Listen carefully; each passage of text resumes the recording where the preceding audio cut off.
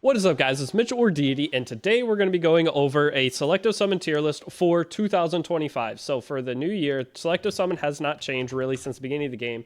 The only thing they've changed is now you can do this infinite times until you get the exact character you want. The only thing you really need to stress about when doing Selective Summon is going to be your 5-star character. Trying to min-max and get a 4-star artifact or 4-star character with your 5-star character is a lot of time, and it's not necessary in any way. So the only thing you should really worry about is going to be getting your 5-star character.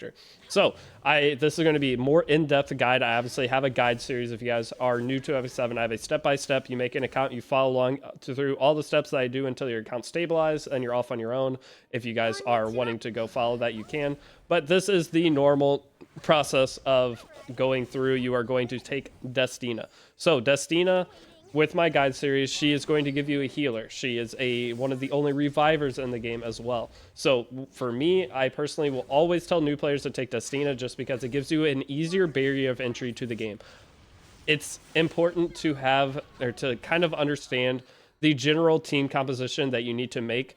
Going through, you're going to have a healer, usually some kind of support debuffer, a tank, and then some kind of hard carry damage dealer. And Destina, at the beginning, you do not have really any other Soul Weaver options, so she just is super, super nice, as well as with her having the revive mechanic. When you first get into Guild Wars and just regular arena, she is super, super nice to have. It completely will change the ability of your account having her when going into PvP, and then she's useful in some Abyss stages, and she's just really good in everything. So I highly suggest taking Destina.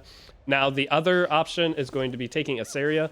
Iseria is a solid character. The reason people are pushing Iseria is because she's one of the only characters, again, she has a turn reset mechanic in her skill 2, making it to where whatever characters you have, you can fully reset their turn or their skill bar cooldown to where they can use whatever skill that they have right away, or use it and then use it again right away if she uses her skill. And she has a defense break and an unbuffable on her skill 3, and her skill 1 has a defense break. So super good support character.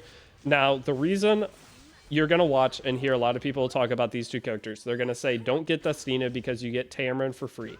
Tamarin to get for free for new players generally will take you probably an average of 5 days as a new player. Okay, not everyone plays super hardcore. Not everyone goes balls to the walls on everything they can do within a video game when they first start playing. They're playing a game because they have some free time and want to kill some free time. That is one thing a lot of people don't understand. With doing so, you will not have Destina, or you will not have a healer if you do not take Destina. You won't have a very good healer. There's like some 3 stars you could maybe use, and you do get Angelica, but that's not until account rank 30. So Destina just fills that gap, and she is super useful forever. Now, with Iseria, she pairs super well with that free character you get, Tamarin. But the problem for me with Iseria now is she's a support defense breaking character. We now get a character for free called Brieg a little bit later in the game as we're progressing through missions. With getting Brieg, he provides a defense break and a strip, which Iseria does the same thing. And the only thing that Brieg doesn't provide is that skill 2 reset for another character. So Brieg is a tank though. And so Brieg kind of fills the tank role as well as most of Iseria's role by himself. And you don't want to use all 3 characters together. It's not great because you have too much support. So in terms of long-term team building, I still highly suggest getting Destina early, using her for your PvP teams. Having a reviver is great. If you do take Iseria though, she is still great. She's one of the core use for her is going to be for Nightmare Raid Queen. Nightmare Raid Queen, she's just a really good character to have to set you up for that. She can be used in a lot of expeditions as well. So those are the first top 2 characters. That's in-depth. I still highly suggest taking Destina if you're following my guide, and then Iseria. The thing is, we are going to be story summoning on Iseria if you're following my guide. So you will have both these characters following along with what I'm doing. So you don't have to worry about, oh, I don't have this. Is this going to affect me later? You will have both. Okay. Now, those are the top 2 characters. Next up, there's Ravi and Ken. Ravi is still okay. The bad thing is Ravi just got super outclassed by a new character called Afternoon Soak Flan. She's a limited character. No one will pick Ravi if they have Flan. Okay, if Flan's available, it will always be Flan, but the benefit of Ravi is she heals herself, she cleanses herself once per turn if she gets crit, and then she always crits. So you can build her with 0 crit chance, a ton of crit damage. She will always crit, and she's an HP scaling character, meaning you build her 25,000 HP. She's super hard to kill. She's just a very strong overall character, but is mostly, if not all, PvP oriented. Now, the next up character is Ken. Ken has an S2 dual attack where he has an exclusive equipment, which you'll learn about later in the game, where it allows you to set up more one-shot style hunts and faster PvE content. And he is really good in a couple other PvE areas that only come around once in a while, which one of them is called Ancient Inheritance. It's a guild style content. So these two characters have their own respective place that I think is really good. Now we have Tywin and Chloe. I know a lot of you are like, why are Tywin and Chloe higher on the list? Okay, so Tywin and Chloe. Tywin, not so great. He would be used for your Wyvern front tank. If you did get Tywin, I would never go for Tywin, but if you did get Tywin, he could be used as your Wyvern front tank on your Grace of Growth until you get Breed. Not a bad character to just have. Next up is Chloe. Okay, so Chloe, Epic 7's in a point right now where they do not give you a damage dealer for Wyvern. They don't give you one. Alexa used to be in your missions that you could do, your recruitment. She's no longer there. So if you don't get an Alexa or a Mui in your first couple days of summoning, Chloe could have been the best selective summon choice. Honestly, going through the game again with how they have everything set up, Chloe is almost S tier for me. I know that's crazy, but having Chloe just to make sure that everybody who is following along with the guide has a character that they can use as their Wyvern damage dealer outside of Sigra. Obviously, okay, so here's your Wyvern team. You have your front tank, which is probably going to be Angelica with the guide because everyone will have her. We'll put her on Grace of Growth until we get Brieg. Then you have your Sigret, which you get for free. Next up, you're going to have Furious that you get for free. Now, the bad thing is there is no other character you get for free anymore to do Wyvern. And Chloe would fill that gap. Chloe plus Furious plus Sigret would be a great Wyvern team. So Chloe is actually not a bad character to get, and I was very tempted to actually go through with her just to have my Wyvern set up. But the problem with this is once you get Mui, the 3-star character, there's a 3-star character you need to watch out for called Mui. And it's M-U-W-I, not the 5-star Mui. There's 2 Muis in the game. He's a he's a water assassin. The other one is a grass warrior, the 5-star. You want the water assassin. He makes it to where your Wyvern team gear requirement is extremely lower, and he's potentially the best Wyvern character in the game as a 3-star. So if you get lucky and get him, you're good to go. If you get Alexa, you can make it through the beginning until you get a Mui.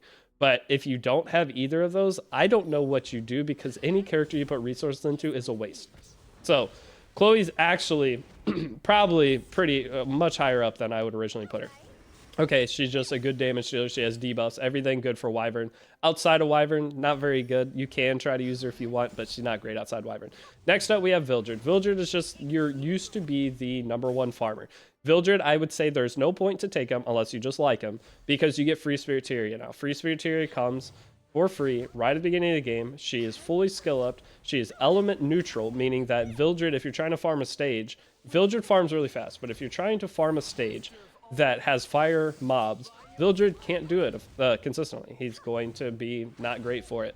Now, free Spiriteria, she's elementless, or well, she's light element, so she doesn't care about elemental resistance, so she's just by far the better farmer.